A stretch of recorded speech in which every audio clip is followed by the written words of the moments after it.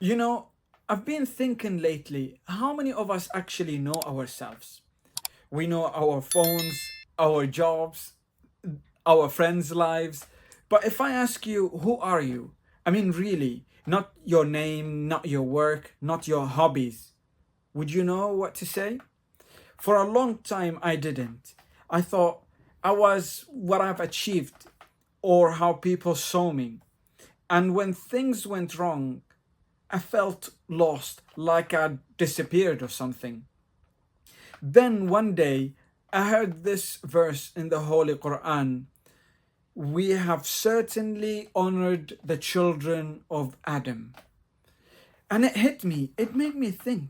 Allah honored me before I did anything, before I succeeded, before I failed, before I didn't even understood myself. He had already given me worth, and that changed everything. I realized I've been chasing something I already had. You see, there is a saying, the best gift you can gift yourself is to understand yourself. And I swear this is absolutely true. Because once you understand who you are, you stop fighting life. You stop needing to prove something every single day. You begin to walk through life with a sense of peace. Even the hard days start to make sense. You realize I'm not being punished here, I'm being shaped. Now, when I say the self, I don't mean just your personality, I mean you as a whole, your body, your mind, your heart, and your soul, all of it together. You're not just what people see, you are a whole world inside you. Truly, you may ask, well, how am I special as a human being? And I will tell you, do you know what gifts you were given?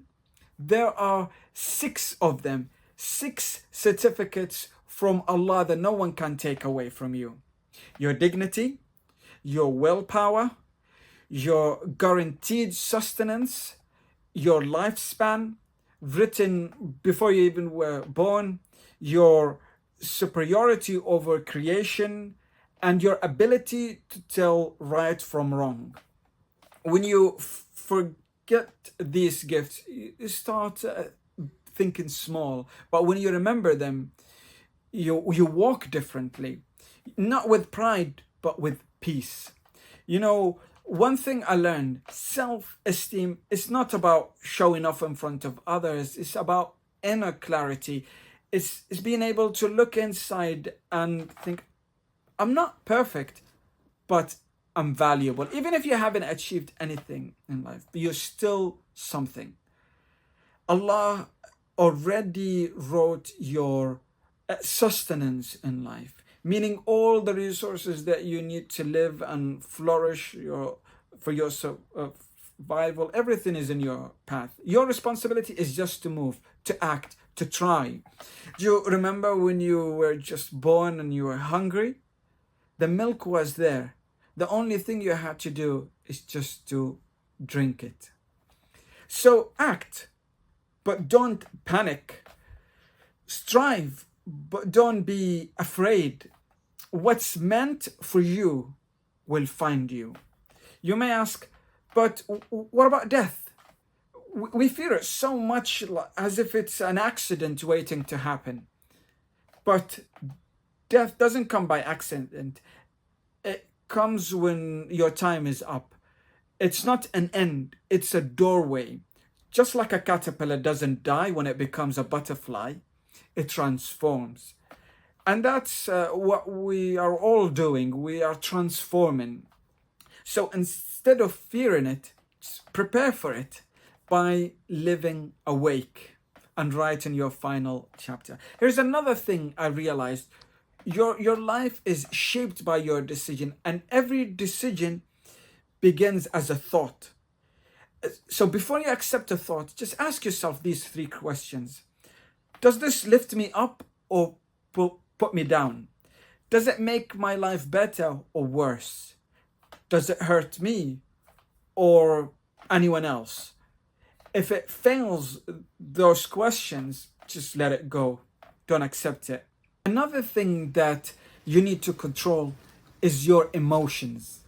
When your emotions rise, pause, take a deep breath, and move.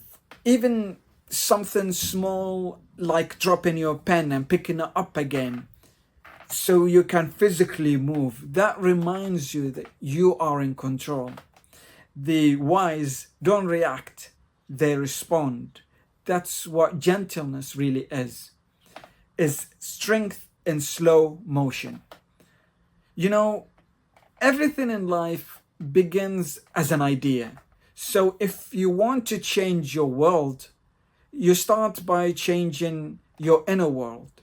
Change the meaning you attach to things. Don't say life is hard. Say life is teaching me. Don't say fasting is tiring. Say fasting is healing me. Because every situation has two sides, or actually more. And just because you can't see the positive one doesn't mean it is not there. The person who truly knows himself walks with dignity. He doesn't compare, he doesn't complain, and he doesn't apologize for existing. He knows his strength, he accepts his weaknesses, and he takes responsibility. He looks at his past and says what happens is destiny, and he looks at the future and says what happens next, that's my choice. Let me share a story. You know, I had this habit of drinking black tea every morning for 20 years. One day I decided to stop, not necessarily because it was bad, but because I wanted to prove to myself that I was still in control, not my habits. And every year since, I tried to give up one small thing just to practice freedom. That's what knowing yourself means. You stop living on autopilot, you live awake. So if you take anything from what I said, take this. Know yourself. Know your heart, your mind, your soul. Know your worth before the world try to change and sell you a cheap one. Because when you truly know yourself, you will start to know your Lord. Peace and blessings.